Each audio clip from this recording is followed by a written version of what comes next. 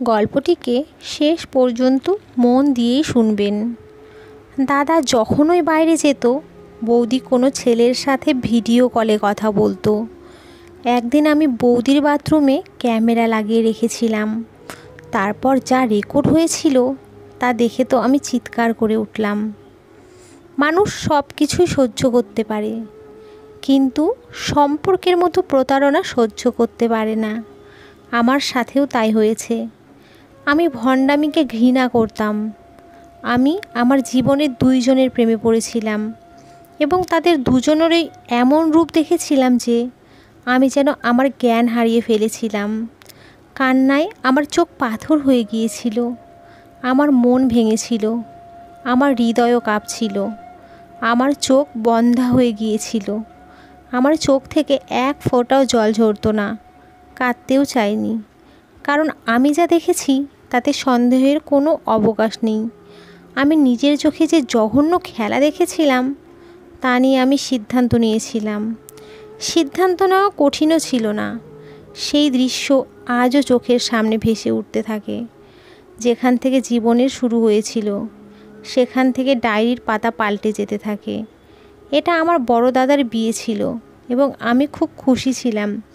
আমার মনের ইচ্ছা পূরণ হচ্ছিল, কারণ আমার বাড়িতে খুব সুন্দরী বৌদি আসছে। কাজল বৌদি দেখতে লাখে একজন ছিল, মোমের পুতুলের মতো। সত্যি কথা বলতে কি, আমি বৌদির প্রেমে পড়েছিলাম। আমি আমার বৌদিকে পছন্দ করেছিলাম। আমার বন্ধুর বড় বোনের বিয়েতে তাকে আমি প্রথম দেখেছিলাম। সে তার বোনের বন্ধু ছিল। আমি আমার বন্ধুর বোনকে বৌদির সম্পর্কে জিজ্ঞাসা করলাম। তার কাছ থেকে তার বাড়ির ঠিকানা নিয়ে আমার একমাত্র ভাইয়ের আত্মীয়কে নিয়ে আমার মায়ের সাথে তার বাড়িতে পৌঁছে গেলাম। মনে মনে ঈশ্বরের কাছে প্রার্থনা করেছিলাম যে এই সম্পর্কটি নিশ্চিত হোক। আমার ভাই খুব ভালো ছিল, আমাদের বাড়ির অবস্থা ওদের থেকে ভালো ছিল, সব কিছু ঠিকঠাকই চলছিল। এবং আজ রাতে কাজল বৌদি আমার দাদার ঘরে বসে, যে কিনা আমার বৌদি হয়ে দাঁড়িয়েছিল। আমি যত খুশি হয়েছিলাম ততই যেন কম। দাদার বিয়ের সব ইচ্ছে পূরণ করেছিলাম। আমার দাদা আজ খুব খুশি ছিল, এবং কেন সেও খুশি হবে না? তার মনের ইচ্ছা পূরণ হলো। বৌদির ফটো দেখার সাথে সাথেই দাদা আমাকে হ্যাঁ বলল, আর বলল, সুমন, তুমি তোমার উঠানে চাঁদের টুকরো সাজানোর চেষ্টা করছো। আমার বৌদি ছিল লাখে একজন। আমার ভাই দেখতে খুব একটা ভালো ছিল না এবং আমাদের 3 বোনের চেয়ে বড় ছিল। আমার বাবার মৃত্যুর পর দাদাই আমাদের দেখাশোনা করেছিলেন। আমার বড় 2 বোনের বিয়ে দেওয়ার ব্যাপারে তার বয়সও প্রায় 40 বছর হয়ে গিয়েছিল এবং আমার বৌদির বয়স ছিল 25 বছর। আমার বড় বোন আমার বৌদিকে তার ঘরে বসিয়ে তার বাড়ি চলে গেল। আমরা সবাই বিয়ের অনুষ্ঠানের জন্য ক্লান্ত ছিলাম বলেই ঘুমিয়ে পড়েছিলাম। আমি যখন জল খেতে বের হলাম তখন দাদাকে হল ঘরের সোফায় ঘুমাতে দেখে চমকে উঠলাম। দাদা হলের সোফায় কেন ঘুমাচ্ছিল?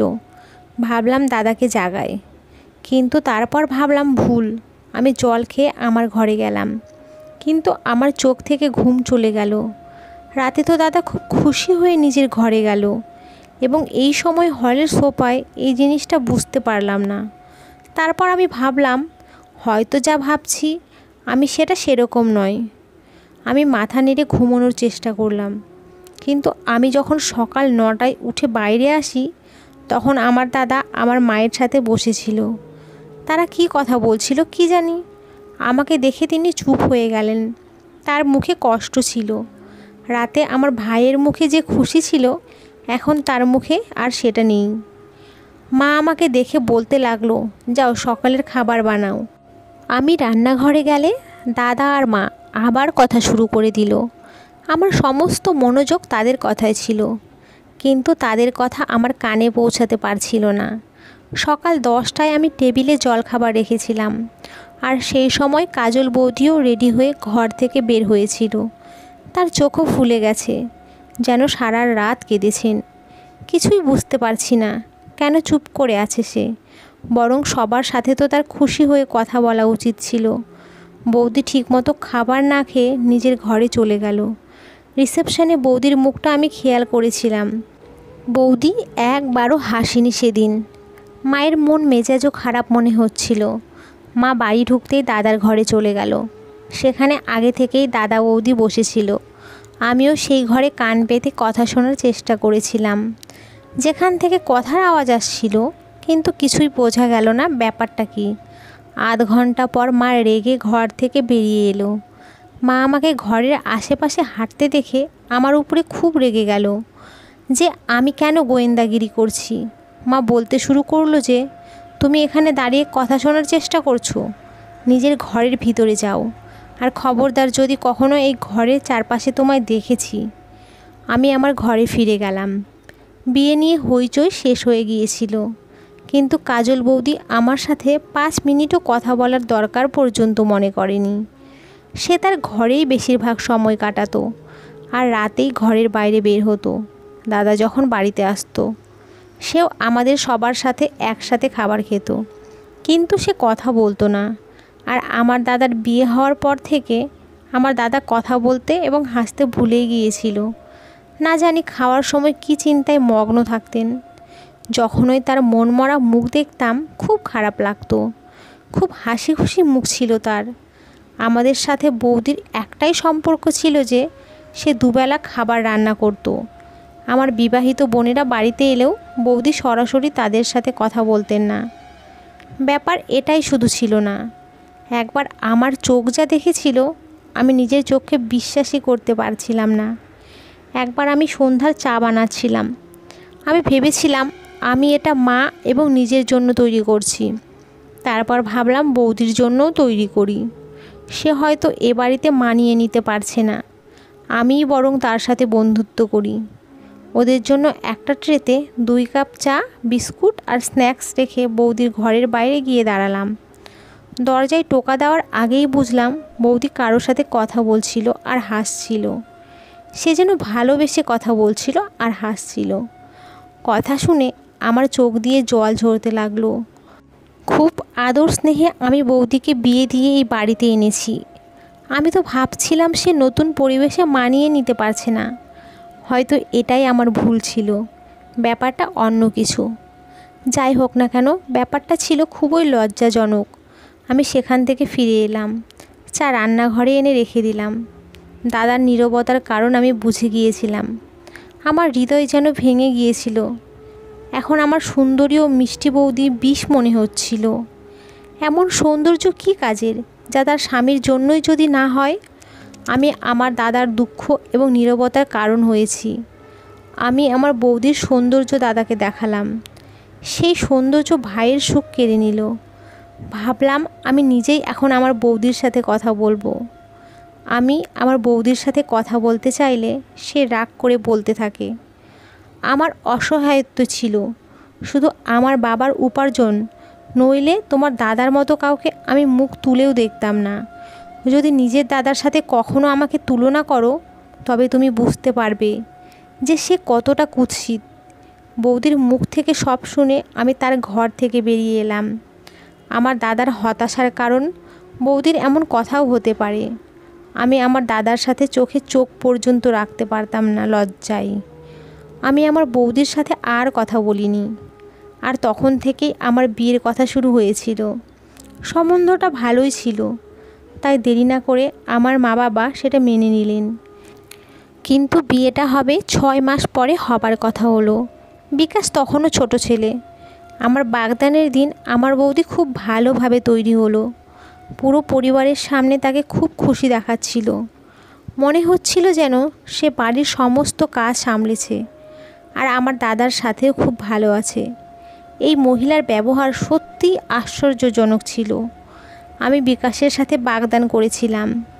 রাতে ঘুমানোর সময় একবার মনে হলো হলের মধ্যে কেউ কথা বলছে। আমি উঠে বসলাম। দরজাটা একটু খুলে দেখে আমি তো অবাক হয়ে গেলাম।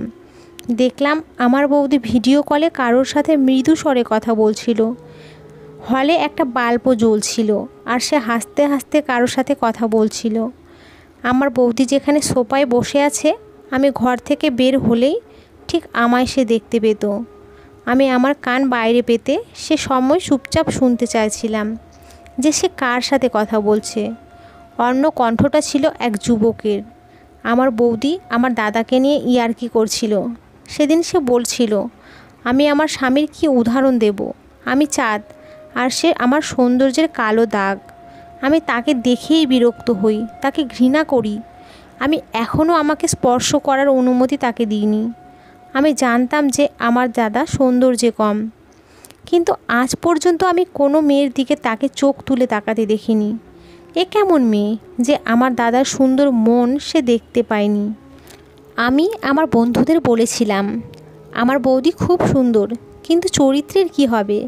স্বামী থাকা সত্ত্বেও সে গোপনে অন্য ছেলের সঙ্গে কথা বলে বেড়ায়। আমি কখনো ভাবিনি যে এমন একজন মহিলা আমার বৌদি হবে। আমার পছন্দের উপর আমার আফসোস ছিল। কয়েকদিন পর আমি লক্ষ্য করলাম আমার বৌদির মনোভাব বদলাতে শুরু করে। সে দাদার সাথেও ঠিকঠাক কথা বলছিল, মায়ের সাথেও ভালোভাবে কথা বলছিল, কিন্তু আমার দাদা একই ছিল। তার জিভ তাকে কিছু বলতে দেয়নি। আমার বিয়ের দিন যতই ঘনিয়ে আসছিল, আমার বৌদি সব কাজে নিজে থেকেই এগিয়ে এসে অংশগ্রহণ করছিল। সে নিজেই আমার বিয়ের কেনাকাটা করতে লাগলো এবং বিয়ের প্রস্তুতি নিচ্ছিল। যখন দেখি দাদার সাথে বৌদির ব্যবহার বদলাচ্ছে, তখন আমার মনে হয় সব ঠিক আছে, কিন্তু যখন দাদাকে চুপচাপ আর মনমরা দেখতাম, তখন মনে হতো কোনো কিছুই ঠিক নেই, কোথাও নিশ্চয়ই কিছু ভুল আছে। সেই সব টেনশনের মধ্যেই বিকাশের সাথে আমার বিয়ে হয় আর আমি তার বাড়িতে চলে আসি। আমার শাশুড়ি ও শ্বশুর তার দাদার সাথে অন্য শহরে থাকতেন এবং আমার বিয়ের পরপরই তার দাদার সাথে শহরে ফিরে যান। আমি আর বিকাশ একা থাকতাম। বিকাশ খুব ভালো মানুষ ছিল। বিয়ের কিছুদিন পরেই কাজল বৌদি ও দাদা আমার বাড়িতে চলে আসে। আমি অবাক হয়ে দেখলাম সে আমার সাথে এত আদর করে কথা বলছিল। সে বলতে লাগলো, তোমার চলে যাওয়ার পর আমাদের ঘরটা ফাঁকা হয়ে গেছে। তোমাকে ছাড়া আমার খুব মন খারাপ ছিল। তোমার দাদা অফিস থেকে ফিরে আসার সাথে সাথেই আমি তাকে এখানে নিয়ে এলাম।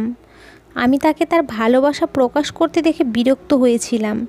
সে কেমন মহিলা এবং আমি জানি না সে কেন ভালোবাসা প্রকাশ করছিল। দাদাও তাকে পাত্তা দিত না। হঠাৎ আমার চোখ পড়লো আমার বৌদির দিকে। সে অদ্ভুতভাবে তাকিয়েছিল বিকাশের দিকে। আমি অবাক হয়ে গেলাম আমার বৌদির চোখে দীপ্তি দেখে। তার মুখের হাসি দেখার মতো ছিল। বিকাশ দাদাকে জড়িয়ে ধরে বলছিল, সুমন বাড়িতে একা থাকে, যখনই তোমার মন চায় চলে আসবে। বিকাশের কথা শুনে কাজল বৌদি বলল, কেন নয়, আমি তো অবশ্যই আসব। আমার তো ননদকে ছাড়া একদম ভালো লাগে না। এসব শুনে আমি অবাক হয়ে গেলাম। বৌদির ভালোবাসা আমি প্রথমে দেখেছিলাম। দাদা বৌদিও আমার সাথে খাবার খেলো। কিছুদিন পর যখন নাকি আমার বাবার বাড়িতে গেলাম, তখন আমার মা খুব অসুস্থ, আর এতটাই যে আমার মা পৃথিবী ছেড়ে চলে গেল। এই খবরটি আমার জন্য একটি বড় ধাক্কা ছিল। কাঁদতে কাঁদতে আমার অবস্থা খারাপ হয়ে গেছিল। আমি বারবার অজ্ঞান হয়ে যাচ্ছিলাম। আমার বড় দিদি আমাকে দেখাশোনা করছিল। আমি আমার মায়ের প্রিয় ছিলাম। আমি দুঃখে এতই বেঘরে ছিলাম, কখন যে আমার মাকে দাহ করা হয়েছে সেটা পর্যন্ত বুঝতে পারিনি আমি। আমার অবস্থা দেখে বিকাশ আমাকে সেখানে রেখে চলে যায়। কিছুদিন পর আমার বড় দিদিও চলে গেল। আমি এখন আমার বৌদির সাথে একাই ছিলাম। আমার বৌদি লোকের সামনে মন খারাপ দেখাতো। তারপর এমন দেখানো শুরু করলো সে যেন কিছুই হয়নি। বৌদির নাটক দেখে আমি অবাক হতাম।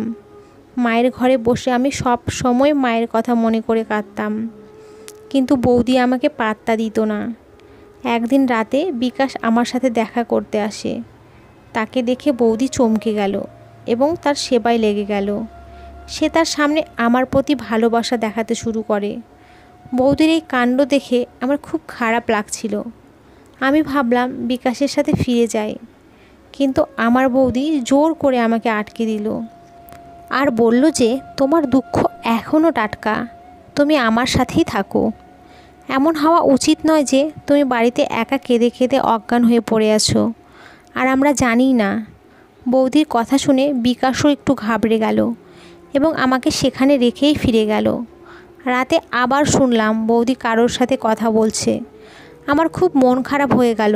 আমি আমার ঘরের দরজা খুলে দেখি কাজল বৌদি কারোর সাথে ভিডিও কলে কথা বলছে। আমাকে দেখে সে ফোন বন্ধ করে দিয়ে আমার দিকে তাকিয়ে হেসে তার ঘরে ঢুকে গেল। পরের দিন দাদাকে তার ঘরে ডেকে জিজ্ঞেস করলাম যে তোমার সাথে বৌদির সম্পর্ক কি ভালো? আমি বললাম আমার মনে হচ্ছে এই মহিলা ভালো না। আমি অনেকবার রাতে হল ঘরে বসে কারোর সাথে কথা বলতে দেখেছি বৌদিকে। দাদা আমার কথাকে গুরুত্ব দিল না, বলল তুমি এভাবে জিজ্ঞেস করছো কেন? দাদা বলতে লাগলো তেমন কিচ্ছু নয়, হয়তো সে তার কোনো বন্ধুর সাথে কথা বলছিল। আমি চুপ হয়ে গেলাম। কিন্তু এখন তো দাদার অফিসে যাওয়ার সাথে সাথে বৌদি তার রুমে যায় আর তার ঘর থেকে কথা বলার শব্দ আসতে থাকে। আমি এড়িয়ে যাই ব্যাপারটা, আর আমি দুপুরে ঘুমিয়ে পড়েছিলাম। কিন্তু সন্ধ্যায় যখন চোখ খুললাম, হল থেকে একজন পুরুষ এবং একজন মহিলার গলার আওয়াজ শুনতে পেলাম। আমি যখন ঘর থেকে বের হলাম তখন আমার বৌদি হাসতে হাসতে বিকাশের সাথে কথা বলছিল এবং তার সাথে সোফায় বসেছিল। আমাকে দেখেই বিকাশের মুখ ফ্যাকাশে হয়ে গিয়েছিল। তখনও ওখান থেকে তাড়াতাড়ি উঠে আমার কাছে এসে দাঁড়ালো। কিন্তু আমার বৌদির মুখে অদ্ভুত হাসি ছিল। বৌদি বলল বিকাশ আমায় নিতে এসেছে, কিন্তু আমার মনে হলো যেন আমায় সে মিথ্যা বলছে। আমি বললাম ঠিক আছে, দাদা অফিস থেকে আসুক, দেখা করি, তারপর চলে যাব। এবার বৌদি রান্নাঘরে গেল। সেই দিনই আবহাওয়া বিগড়ে গিয়ে হঠাৎ এত বৃষ্টি হলো আর দাদার ডাক এলো অফিসের কাজে। দাদা খামার বাড়িতে গিয়েছিল আর বৃষ্টির কারণে রাতে ফিরতে পারেনি। আবহাওয়ার কারণে বিকাশ এখানেই থেকে যায়। রাতের খাবার খেয়ে যখন ঘরে গেলাম, জানি না বিকাশের মোবাইলে কার বারবার ফোন আসছিল। বিকাশ বারবার কল ডিসকানেক্টেড করছিল। আমি জিজ্ঞেস করলাম কার কল? সে বলল আমার একটা বন্ধু বারবার ফোন করছে। তারপর তার মোবাইল ভাইব্রেট করে টেবিলে রেখে দিল। তারপর কথা বলতে বলতে আমি ঘুমিয়ে পড়লাম। কিন্তু যখন চোখ খুললাম তখন আমার পাশের জায়গাটা ফাঁকা। বিকাশ আমার পাশে ছিল না। আমি উঠে বসলাম। আমি ভাবতে লাগলাম যে এই সময়ে বিকাশ কোথায় যেতে পারে। বাইরে তখনও বজ্রপাতের আওয়াজ শোনা যাচ্ছিল, তখনও বৃষ্টি হচ্ছিল। আমি ঘর থেকে বেরিয়ে এলাম। আমার মনটা যেন কেউ মুঠোয় চেপে ধরেছে মনে হলো, কারণ বৌদির ঘর থেকে আওয়াজ আসছিল। আমি ঘরের দরজা অবধি গেলাম। ঘরের মধ্যে তাদের দুজনের মধ্যে যেন কথা হচ্ছে। আমি যা শুনতে পেলাম তাতে আমার মাথা ঘুরে গেল। আমার মনে হচ্ছিল যে আমি সব কিছু হারিয়ে ফেলেছি। আমার বৌদির ঘরে আমার স্বামী। আমি আমার ঘরে ফিরে গেলাম। আমার চোখ যেন পাথর হয়ে গিয়েছিল। আমি এক ফোঁটাও চোখের জল ফেলিনি। তখন আমার এমন একটা প্রমাণ দরকার ছিল যেটা আমি সবার সামনে আনতে পারবো। আর আমি তখন আমার ভবিষ্যৎ নিয়ে ভাবছিলাম।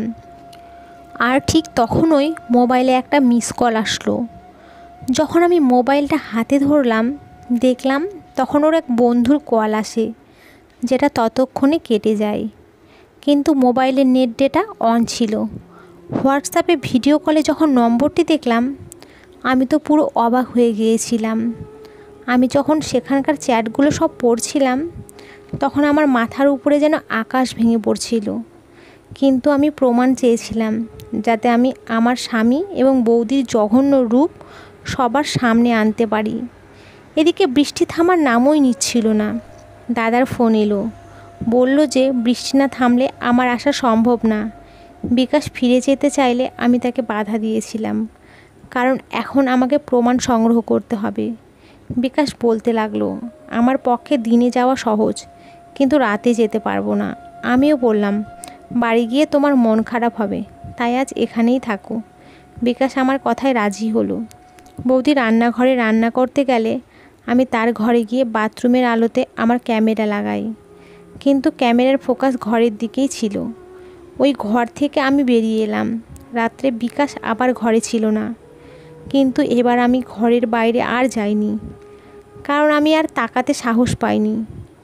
আগে কাজল বৌদিকে আমি অনেক ভালোবাসতাম, কিন্তু সে ভণ্ড বের হলো। তারপরে আমার স্বামী বিকাশকেও ভালোবাসি, কিন্তু সেও খারাপ চরিত্রের মালিক বের হলো। সকালে ঘুম থেকে উঠে ক্যামেরা দেখে চমকে উঠলাম। সেই ভিডিওতে দেখা যায় আমার বৌদি তার ঘরে অন্য একজনের সাথে কথা বলছিল। আমার বৌদির যদি অন্য কারোর সাথে পরকীয়া থাকে তাহলে বিকাশ এত রাতে কোথায় উধাও হয়ে যায়। ওই রাতে যে কথাগুলো শুনেছিলাম সেটা বিকাশের আওয়াজ ছিল না, ছিল এক যুবকের। ঘরে গিয়ে আমার বরকে জাগিয়ে দিলাম। ওকে জিজ্ঞেস করতে লাগলাম যে রাতে সে কোথায় যায়। প্রথমে ও আমার দিকে তাকিয়েছিল বেশ কিছুক্ষণ, তারপর বলল যে ও একটি এজেন্সির সদস্য, তাই তাকে ঝড়ের রাতে ডিউটিতে যেতে হয় এবং এটাও সবাইকে বলতে পারে না। আমার ভাই কাজ থেকে বাড়ি ফিরে এলে আমি তাকে সেই ভিডিওটি দেখাই। আমার দাদা আমার বৌদিকে এরপর ডিভোর্স দিয়ে দিয়েছিল, কারণ তখন তার কাছে ওই মহিলার নোংরামির প্রমাণ ছিল। আমার ভাইয়ের দ্বিতীয় বিয়ে হয়েছিল একটি শালীন চেহারার মেয়ের সাথে, যে তাকে খুব ভালোবাসে এবং তাকে সম্মান করে। শোনা গেছে যে কাজল বৌদি আর বিয়ে করেনি। ওই লোকটাও কাজল বৌদির সঙ্গে প্রতারণা করেছিল, তাড়িয়ে দিয়েছিল, কারণ তখন তার কাছে ওই মহিলার নোংরামির প্রমাণ ছিল। আমার ভাইয়ের দ্বিতীয় বিয়ে হয়েছিল একটি শালীন চেহারার মেয়ের সাথে, যে তাকে খুব ভালোবাসে এবং তাকে সম্মান করে। শোনা গেছে যে কাজল বৌদি আর বিয়ে করেনি। ওই লোকটা কাজল বৌদির সঙ্গে প্রতারণা করেছিল, তাই সেই লোকটাও ওকে ছেড়ে চলে গেল। এখন আর আফসোস করা ছাড়া আর কিছুই নেই। তো বন্ধুরা, আমাদের আজকের গল্পটি কেমন লাগলো কমেন্ট করে জানাবেন। গল্পটি যদি ভালো লাগে তাহলে একটা লাইক দেবেন, আর পরবর্তী গল্পের জন্য চ্যানেলটিকে সাবস্ক্রাইব করুন এবং পাশে থাকা বেল আইকনটিতে ক্লিক করে রাখুন। ধন্যবাদ সবাইকে, ভালো থাকবেন।